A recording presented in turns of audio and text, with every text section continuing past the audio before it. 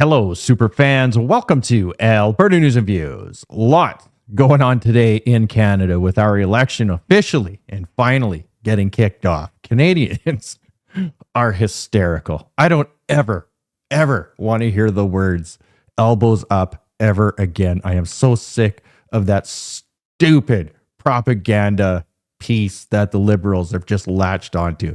It is such bullshit. It is the stupidest thing. Anyway, I got a lot of stuff to cover, so I'm going to do this as quick as I can. Hopefully I can keep my head on straight. What a day. Anyway, despite mockingly saying he'd take up Conservative leader Pierre Poilievre's challenge to participate in TVA's face-to-face French language debate, carbon tax Carney, copycat Carney, North Ferratu, now says that he will not be taking part in this debate. Of course he's not going to. Mark Carney is a liar. He is all show. And people are starting to realize this very quick. I'm going to show you the latest polls in a little bit here. Pierre Poilievre will absolutely decimate Mark Carney in English or in French. It doesn't matter. Mark Carney is a coward. And here is Francois Blanchette saying and calling him just that. This is great. Listen to this. D'une semaine, la découverte du mon tempérament à moi. Do you think he's doing this because he's afraid about his French being compared to yours twice? So far, I don't know what he's not afraid of. This guy is supposed to be strong enough to face Donald Trump, which is one of the biggest threats on democracy and freedom for a long time. I will face the guy. And then we say, hey, come in Quebec and discuss with us because you want us to vote for you. Oh, I won't go. And I have the perfect pretext. I say, us, the Liberal Party of Canada, we do not have $75,000. We're so poor. Yeah, I do believe that. So I'm saying to him, hey, let's come and face the music. Officially, he said that he's not going to participate. He hasn't talked about the money being an issue.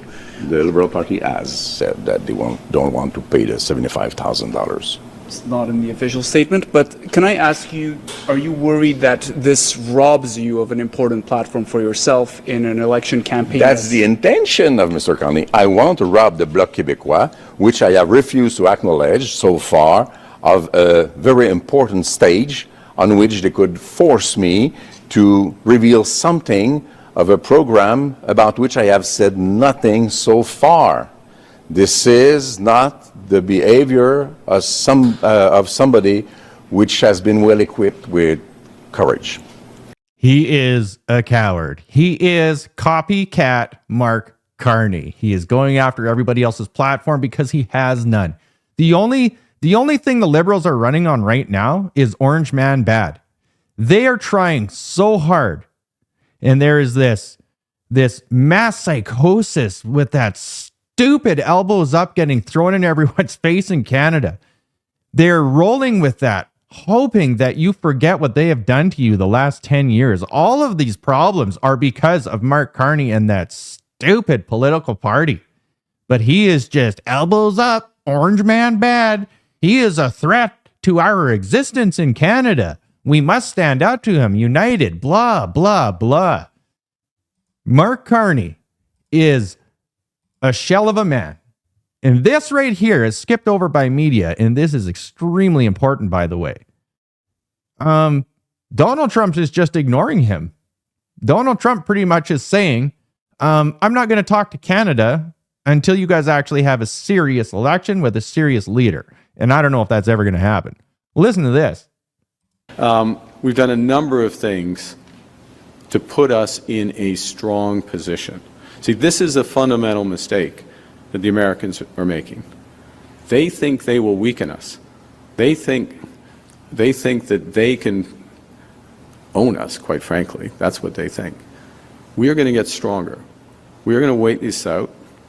They're going to come to the table, and we're going to negotiate a good deal for the Canadians. Thank you, Steve. Sir, did you say that President Trump is waiting to talk to the Prime Minister of whoever wins this election? Well, that's an interpretation, but I think it's a reasonable interpretation. I'm available for a call, but, we're going to talk on our terms as a sovereign country, not as what he pretends we are.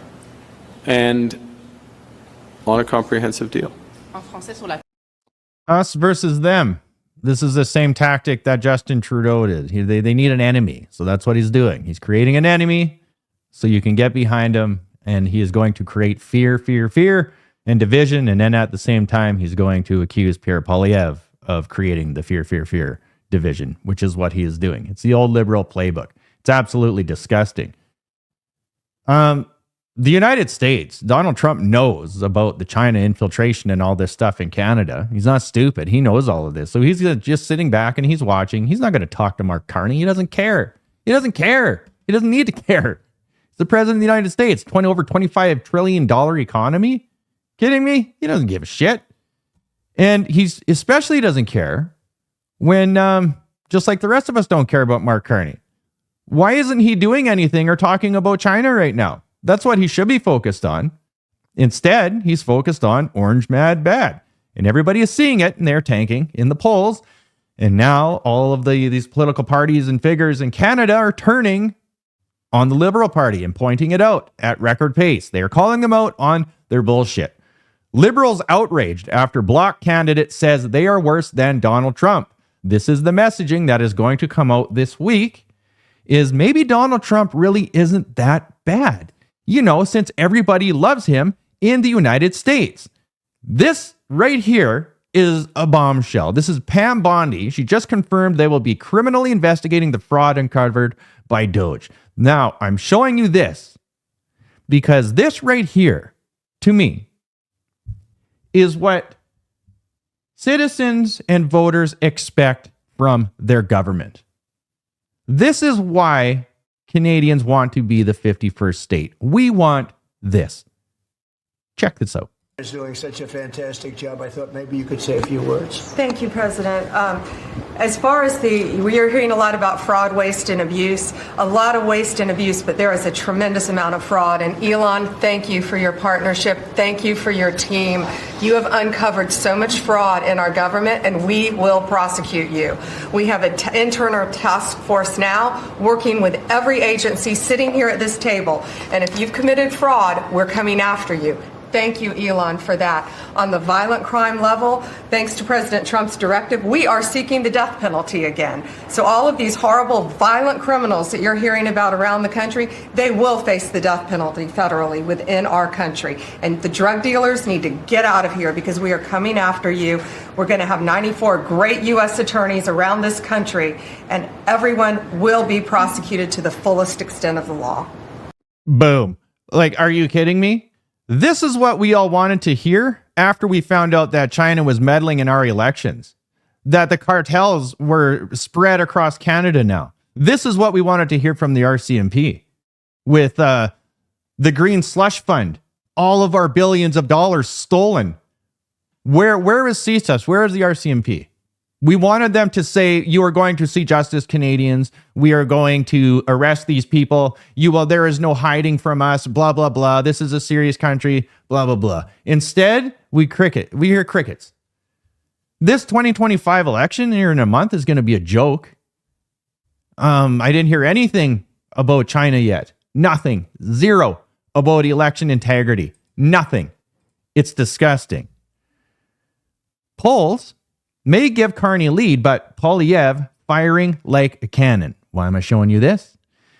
Please pay attention to the difference in the rallies and the way that people interact with Pierre Poilievre versus Mark Carney, and you will see the actual polls, which is your eyes and ears. Pierre Poilievre is getting cheers. He is loved everywhere he goes. The complete opposite of Mark Carney. I'm starting to call him Kamala Carney because it is the exact same pattern as with what happened in the United States. Kamala Harris had the media backing her because the media knew in the United States with their election that their jobs were on the line. It's the same thing with this election. The propaganda and the CBC, the Trudeau Media Corp, Red Star Media in Canada is just cranking out the bullshit right now because their jobs and their funding are all on the line. It's all paid for rallies. It's brutal.